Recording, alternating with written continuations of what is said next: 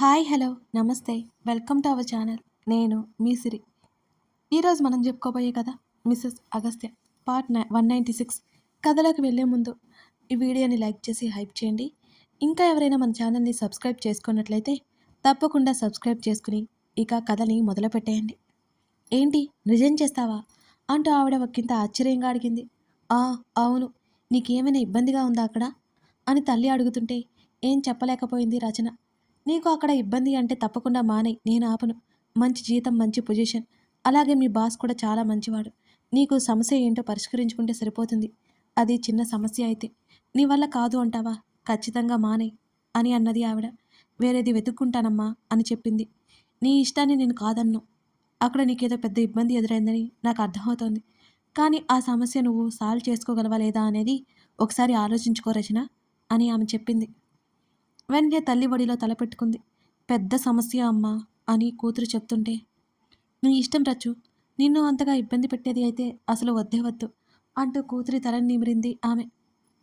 కాసేపు తల్లి ఒడిలో పడుకుని పైకి లేచింది రచన. మధ్యాహ్నం భోజనం చేయలేదు ఏంటి తల్లి అడుగుతుంటే గిమ్మనకుండా ఉంది రచన. నీకు వంట నచ్చలేదా, లేకపోతే ఏదైనా ప్రాబ్లమా అని ఆమె అడిగింది. అదేం లేదమ్మా, మార్నింగ్ టిఫిన్ కాస్త హెవీగా చేశాను, ఆకలి కాలేదు అన్నది. ఏంటో నీ మాటలు నాకు నమ్మబుద్ధి కాలేదు, వెళ్ళి స్నానం చేసిరా, ఈలోపు రెడీ అవుతుంది అని తల్లి చెప్తుంటే మౌనంగా లేచి వెళ్ళిపోయింది రచన. తన కూతురు మనసులో ఏదో ఉంది, అది బయటకు చెప్పలేకపోతుందని ఆవిడకి అర్థమైంది. చెప్పేది అయితే తన కూతురే చెప్తుంది. ఆమె ఎక్కువ అడగలేదు. తన దగ్గర తన కూతురికి ఆ స్వేచ్ఛ ఉంది అనుకుంది. శ్రీద బుగ్గ మీద ముద్దు పెట్టుకుని బ్యూటిఫుల్ అని అన్నాడు అగస్త్య. ఏంటి నేనే, నువ్వే నన్ను పొగిడావా? కళ్ళు గుండ్రంగా తిప్పుతూ కాస్త వెటకారంగా అడిగింది శ్రీద. అవును, మంచి టేస్టీ ఫుడ్ పంపిస్తున్నావు కదా హౌస్కి అని అన్నాడు అతను. అనుకున్నా, నువ్వు అందుకే అప్పుడప్పుడు బ్యూటిఫుల్ అన్నావు ఇప్పుడు కదా. ఇక నా అందం చూసి మూర్ఛపోయి పొగిడావేమోనని అనుకుంటున్నా ఆమె వెటకారంగా మోజ తిప్పుతూ అన్నది. ఆమె అలా అడుగుతుంటే ఇడియట్ అని కసిరి బుగ్గని కొరికి దూరం జరిగాడు అగస్త్య.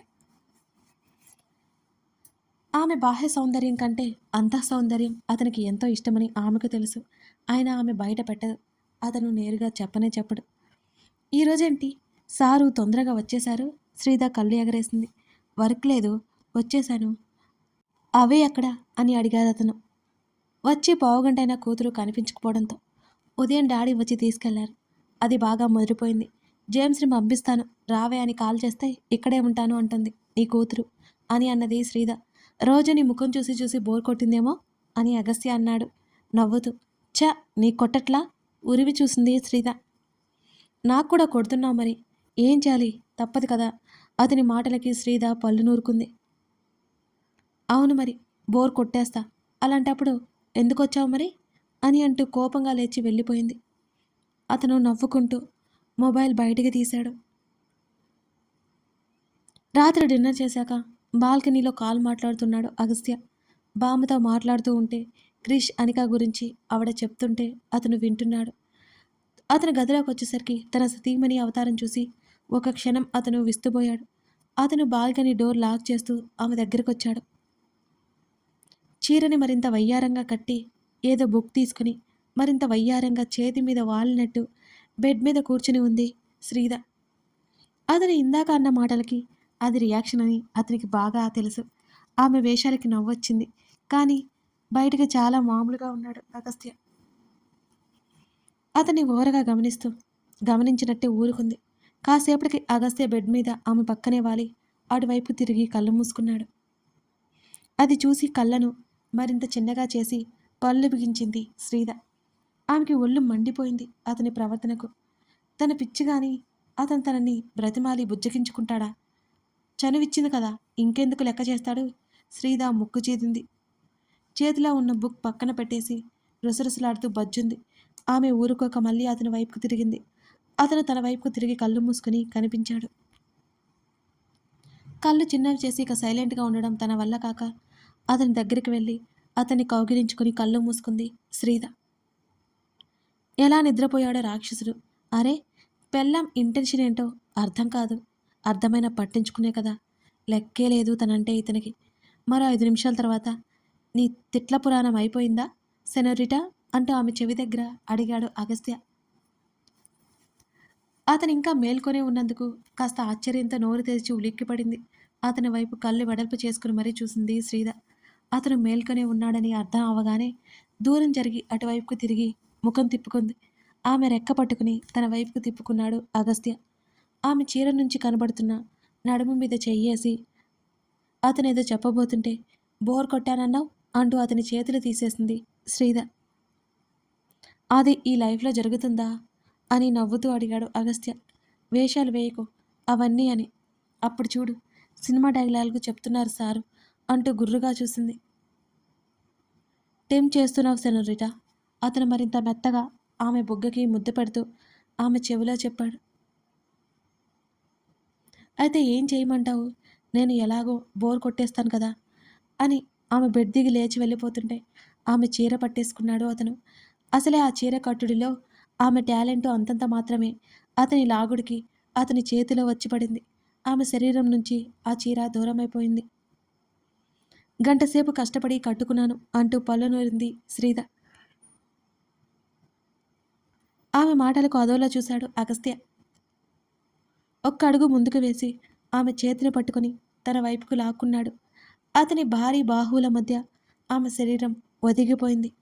ఓయ్ ఏంటి? నిజంగా బోర్ కొట్టేశానా నీకు అంటూ అతని వైపు కళ్ళ తిప్పి చూసింది శ్రీద. ఆమె చెవిలో అతను చెప్పిన మాటలకి ఆమె చెంపలు క్షణాల్లోనే ఎర్రబడ్డాయి. ఇంకా డౌటా అని అడిగాడు అతను. రోజు రోజుకి బ్యాడ్ బాయ్ అయిపోతున్నావు అని అంటూ సిగ్గుపడుతూ చెప్పింది. ఇలాంటి సిగ్గు నీకు సూట్ కాదు అనగానే అంతలోనే ఆమె మూతి ముడుచుకుని పోయింది. నవ్వుతూ ఆమెను చుట్టేసి ఆమె తల మీద ముద్దు పెట్టేసుకున్నాడు. ఏదో వెలితి అంటున్న అగస్త్య మాటలకు అర్థం కానట్టు చూసింది శ్రీద. ఏమైంది? చేతులు వెనక్కి పోనిచ్చి అతని చెంప మీద చేయి వేసింది. ఈ మధ్య ఏదోలా ఉంటుంది, ఏంటో తెలియట్లేదు. దూరంగా ఏటో చూస్తూ చెప్పాడు. అంటే? ఏమో, ఫీలింగ్ బాగాలేదు. ఎప్పుడు పని పని అంటూ ఉంటే ఇలాగే ఉంటుంది.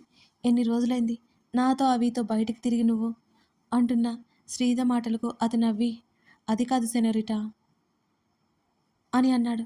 అతని స్వరం చాలా తగ్గిపోయింది. ఏమైంది? మీ అమ్మ గుర్తుకొచ్చిందా అని అడిగింది. ఆమె నెమ్మదిగా పైకి లేచి అతని వైపుకి తిరిగింది. అతను మాట్లాడలేదు. అతని తలని తన గుండెల్లోకి లాక్కుంది శ్రీద. నీ కూతురులాగా మీ అమ్మ వచ్చింది కదా, దాంతో కాసేపు ఉన్నావంటే మీ అమ్మతో ఉన్నట్టే తెలుసా అంటూ అతనికి నచ్చ చెప్పడానికి ప్రయత్నం చేసింది శ్రీద. లవ్ యూ అని అన్నాడు. ఆ మాటకి ఆమె కళ్ళు పేలిపోతాయేమో అనిపించింది శ్రీదకి. ఏంటి నువ్వే లవ్ యూ చెప్పడం? ఇదంతా నిజమేనా? నేను మేల్కొని ఉన్నానా? ఏదైనా లోకంలోకి వచ్చి పడ్డానా? ఎవరైనా ఉన్నారా? ఇది నిజమే అని చెప్పండి అంటూ దిక్కులు చూస్తూ మాట్లాడుతున్న శ్రీదను దగ్గరికి లాక్కొని బుగ్గ కొరికాడు అగస్త్య. రాక్షసుడా అంటూ చెంపదిద్దుకుంది శ్రీద. సరిగ్గా అదే సమయంలో ఫోన్ మోగుతుంటే అందుకున్నాడు అగస్త్య. గబుక్కున దుప్పటి పైకి లాక్కుంది శ్రీద. ఆనంద్ నుంచి కాల్ వస్తుంటే లిఫ్ట్ చేశాడు అతను. వీడియో కాల్ కావడంతో అవంతి స్క్రీన్కి ఎదురుగా ఉండి డాడీ అని గట్టిగా పిలిచింది. ఇప్పుడే తలుచుకున్నాను, అప్పుడే కాల్ చేసింది అంటున్న శ్రీద మాటలు వింటూ, నా చిన్ని ఏంజల్ ఇంకా పడుకోలేదా అని అడిగాడు అగస్త్య. లేదు అంటున్నట్టు అడ్డంగా తల ఊపి నా టాపింగ్ అంటూ ఆనంద్ చేతిలో ఉన్న ఫోన్ తీసుకుని తన వస్తువులన్నీ సంబరంగా చూపించింది అవంతి. మెడని పొడుగ్గా వంచి ఫోన్లోకి చూసిన శ్రీద అవి చూడగానే, డాడీ దానికి ఉన్నవి సరిపోలేదా? ఇంటి నిండా బొమ్మలే, వార్డ్రోబ్ నిండా డ్రెస్లే, అది ఏం చెప్తే అది చేస్తున్నారు మీరు అని కేకలు వేస్తున్న శ్రీద నోటిని మూసిపెట్టి తల వెనక్కి నెట్టేశాడు అగస్త్య. అతని చెవిలో అరుస్తున్నందుకు చిరాకు పుట్టి శ్రీదని ఓ చూపు చూసి, సూపర్గా ఉన్నాయి బంగారం అని అన్నాడు అతను. అప్పటికి తల్లి అరుపులకి దొంగపిల్లల పక్కన దాక్కున్న అవంతి తండ్రి మాటలకి ధైర్యం వచ్చి కొత్త ఉత్సాహంతో స్క్రీన్ ముందుకొచ్చింది మళ్ళీ. థ్యాంకు డాడీ అన్నది నవ్వుతూ సంబరంగా.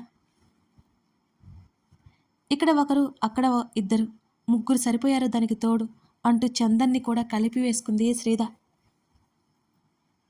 చిన్నపిల్ల కదా శ్రీద, ఏం తెలుసు వదిలేయ్ అని అన్నది చందన. అంతకంటే ఏం చేస్తాను నేను, అది మీ దగ్గరికి వచ్చి వేషాలు వేస్తే ఇవే అన్నమాట. స్కూల్‌కి అంటే నా మాట ఒక్కరూ వినరు అని కోపం నటించింది శ్రీధ. ముగ్గురు శ్రీధని తిట్టడంతో ఇక గప్చుప్పయిపోయింది తప్పక. అప్పుడే స్కూల్‌కి వెళ్ళడం ఇష్టం లేని అవంతి హాయిగా అమ్మమ్మ, తాతయ్యలతో బజ్జునిపోయింది. ఇది నాలాగే తయారయ్యేలా ఉందే అంటున్న శ్రీధ మాటలకు అగస్త్య నవ్వాడు. పోలికలు నీవి వచ్చాయేమో కానీ అలవాట్లు కాదుగా అని అన్నాడు వెంటనే. నీకు తెలియట్లేదు. అది నాకంటే కన్నింగ్‌గా ఉంది అని శ్రీధ అంది. ఆమెను దగ్గరికి లాక్కొని నీలాగా సర్టిఫికేట్స్ మాత్రం కొనమని అడగదులే నా కూతురు అని అన్నాడు అతను. అతని మాటలకు ఓ నవ్వు నవ్వి నువ్వేం కొనలేదు. నన్ను హింసించి, పీడించి చదివించావు అన్నది మూతి తిప్పుతూ శ్రీధ. మాటల మధ్యలో నిద్రపోయిన అతన్నే చూస్తుండిపోయింది శ్రీధ. పైకి గంభీరంగా కనిపించే అతను తల్లి కోసం అల్లాడిపోయే పిల్లాడు. తల్లి ఇక రాదని తెలిసినా కానీ నమ్మలేని పసివాడు. అగస్త్య తల నిమిరి కళ్ళు మూసుకుంది శ్రీధ. ఏమైంది? ఇంత లేట్ అయింది? రామ్ తల్లి అడుగుతుంటే కొంచెం వర్క్ ఎక్కువగా ఉంది అని అంటూ కల పడుకుందా అని అడిగాడు రామ్. ఇప్పటి వరకు నీకోసం చూసి చూసి వెళ్ళింది ఇప్పుడే అని ఆవిడ చెప్పడంతో రామ్ రూమ్లోకి వచ్చేసరికి కళ పడుకుని కనిపించింది. ఆమె నిద్రపోతుంది అని అర్థమై అతను ఫ్రెష్ అయి వచ్చాడు. ఆమె దగ్గరికి రాగానే ఆమె చేతిలో మొబైల్ తీసుకుని పక్కన పెట్టబోతూ ఒకసారి ఓపెన్ చేసి చూశాడు రామ్. రామ్ కళ కలిసిన మొదట్లో ఉన్న ఫోటో కనిపించింది. అందులో చాలా చిన్నగా ఉంది. 5 ఏళ్లలో చాలా మారిపోయింది. ఇప్పటికిప్పుడు తను మారిపోయాడు. అప్పుడు తన ముఖంలో కోపం తప్ప ఇంకేమీ లేదు. మరి ఇప్పుడు? ఆలోచనలకు అతనికి నవ్వొచ్చింది. ఆమె ఫోన్ పక్కన పెట్టేసి ఆలోచిస్తూ సీలింగ్ వైపు చూస్తున్నాడు రామ్. ఎన్నో చేసి ఏం సాధించాడు తన లైఫ్లో? ఏం లేదంటే ఒప్పుకోడు. గొప్పగా తన్ని ప్రేమించే వ్యక్తి, అంతే ప్రేమగా చూసుకున్న తల్లిదండ్రులు, అంతే ఇక స్వచ్ఛమైన స్నేహాన్ని పోగొట్టుకున్నాడు. అతనికి శ్రీధ గుర్తుకొచ్చి మనసంతా బాధగా మూలిగింది. క్షమిస్తుంది కానీ తను చేసినవి ఆమె మర్చిపోదు. అది తను కూడా తెలుసుకున్నాడు. ఎప్పుడో తెలుసు తనకి కూడా. మరునాడు ఆఫీస్కి అరవింద్ రాకపోవడంతో రచన ఊపిరి పీల్చుకుంది. అది మెయిన్ బ్రాంచ్ కాకపోవడంతో ఇంకా ఇంకా సంతోషంగా ఉంది రచనకి. ఆ రోజంతా కంగారుగానే గడిపేసింది రచన. మళ్ళీ అరవింద్ ఎక్కడ వస్తాడేమో అన్నట్టు. ఆ రోజు సాయంత్రం రిజిగ్నేషన్ లెటర్ ఇచ్చింది కానీ అప్పటికప్పుడైతే తను ఉద్యోగం మానేయలేదు కదా. మరో 2 నెలలు తను అక్కడే వర్క్ చేయాలి అని. అప్పటికే అరవింద్ నుంచి తను తప్పించుకోవాలి. తను రిజైన్ చేస్తున్నట్టు ఎవరికీ తెలియనివ్వలేదు రచన. ఇదంతా అప్పుడే అరవింద్ దగ్గరికి వెళ్ళదు. అరవింద్ గురించి తన గురించి ఎవరికీ తెలియదు కాబట్టి తను రిజైన్ చేస్తున్నట్టు అరవింద్కి ఎవ్వరూ చెప్పరు. ఆమె అంతా ఆలోచించింది, ఆ పని చేసింది. తర్వాత రోజు త్వరగానే ఆఫీస్ నుంచి బయటపడింది. ఎప్పుడైతే తను తప్పించుకుంటుంది కానీ ఈ విషయం అరవింద్కి తెలిస్తే ఆ విషయం గురించి చెప్పలేనంత కంగారుగా ఉంది కూడా రచనకి. ఇంట్లో తన తల్లితో కూడా సరిగ్గా మాట్లాడడం తగ్గించేసింది తెలియకుండానే. ఆవిడికి రచన ప్రవర్తనలో తేడా కనిపిస్తుంది కానీ కూతురు చెప్తుందని ఆమె ఎదురు చూస్తుంది. ఆమె అడిగినా కూడా రచన ఏం లేదని మాట దాటవేస్తూ రోజులని మెల్లిమెల్లిగా వెళ్ళబుచ్చుతుంది. ఆ రోజు రచన ఆఫీస్కి వెళ్ళిపోయింది. ఆమె తల్లి వెళ్ళడానికి సిద్ధమవుతోంది. అదే సమయంలో ఆవిడ ఇంటి ముందుకి కారు వచ్చి ఆగింది. అరవింద్ లోపలికి వస్తూ కనిపించాడు. ఆమె ఒక్క క్షణం ఆశ్చర్యపోయి నమ్మలేకపోయింది. తలుపులు వేస్తున్న ఆమె ఆగిపోయింది. ఎలా ఉన్నారా ఆంటీ అని అడుగుతూ అతను పూర్తిగా తలుపు దగ్గరికి వచ్చేశాడు. బాగున్నాను అరవింద్. ఇలా వచ్చారేంటి? కూర్చోండి అని అంటూ లోపలికి పిలిచింది ఆవిడ. మీతో ముఖ్యమైన విషయం మాట్లాడాలంటీ అని అరవింద్ అన్నాడు. సరే కూర్చో ఆమె చెప్పింది. మీరు ఎక్కడికో వెళ్తున్నట్టున్నారు. రండి నేను డ్రాప్ చేస్తాను. వెళ్తూ మాట్లాడుకుందాం అని అరవింద్ అన్నాడు. పర్లేదు అరవింద్, విషయం ఏంటో చెప్పు. ఇంపార్టెంట్ అంటున్నావు కదా అంటూ ఆవిడ కూడా కుర్చీ తీసుకొచ్చుకుని బయట వేసింది. అరవింద్ కూర్చున్నాడు. ఆవిడ లోపలికి వెళ్తుంటే ఇప్పుడు కాఫీలు టీలు ఏమీ వద్దాంటీ అని ఆమెను ఆపేశాడు అరవింద్. అయినా సరే ఆవిడ తెచ్చి అందించింది. అతనికి ఎదురుగా కుర్చీలో కూర్చుని విషయం ఏంటన్నట్టు అరవింద్ వైపు చూసింది. ఇద్దరి మధ్య 2 నిమిషాల మౌనం. అరవింద్ అంత ముఖ్యమైన విషయం తనతో మాట్లాడాల్సింది అవసరమై ఏమై ఉంటుంది అని ఆలోచిస్తున్న ఆవిడకి రచన గురించి అని ఆలోచన రాగానే ఒక్కసారిగా ఉలిక్కిపడింది. కథ కొనసాగుతోంది. ఇప్పుడు అరవింద్ తన ప్రేమ విషయం ఆమెకు చెప్తాడా? చెప్తే ఆమె ఎలా రియాక్ట్ అవుతుంది? రచన బాధేంటో ఆమెకిప్పుడు అర్థమవుతుందా? అరవింద్, రచన మధ్య అంతా సఖ్యంగా వెళ్ళిపోతుందా? ఆమె వాళ్ళ పెళ్ళికి అంగీకరిస్తుందా? లేదా? ఇవన్నీ తెలియాలి అంటే మీరు ఈ కథని ఫాలో అవ్వాల్సిందే. మీకు ఒక చిన్న ప్రశ్న అండి. ఈ స్టోరీ ఇప్పటి వరకు చూసారు కదా! మీకు ఈ స్టోరీలో అందరికంటే బాగా ఇష్టమైన క్యారెక్టర్ ఏంటో కామెంట్ చేయండి. మర్చిపోకండి. Thank you.